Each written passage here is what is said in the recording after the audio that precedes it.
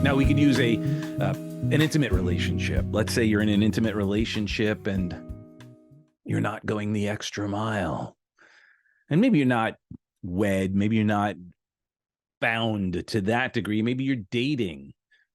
But you're with this person and you're just sort of letting it go. You're just keeping it complacent. You're not doing those extra things. You're not going the extra mile. You're not getting more vulnerable. You're not asking deeper questions. And then the person you're dating is hanging out and someone else starts showing a little more interest. They start asking those questions. They start digging in deeper. And then what happens? The relationship starts to fall apart. It starts to get distant. Why? Because you were just complacent. You were just kind of doing your thing.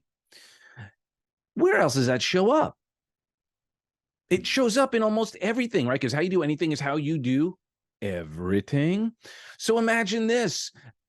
I don't know, something's just happening in the world. Maybe in your town, maybe in your city, you just, see it's dirty. You see things just kind of there and you say, whatever. It's, it's dirty, whatever. It's not my job to pick it up. It's not my job to clean, it's not my gig. And we just accept it. It becomes tolerant. We tolerate it. And then over time, what does complacency become? Over time, it becomes resignation. Now we're just resigned to the fact it's always the way it's going to be. Well, what you going to do, right? Oh, my old ball and chain, right? And then it's just you accept it, but now you're accepting it, but you're not happy about it. You're resigned to that's the way it is. And then we throw up our hands. And now it's a negative. Like complacency is almost a positive. It's not really so much of a negative, but resignation is negative. Like, that's the way it is. What are you going to do? They were always a jerk, always the case. My boss has always been that way. This company's always been that way. My girlfriend, my boyfriend, my mother, my father, my brother, my sister, my friend, whatever, always been whatever. What are you going to do? Can't change them.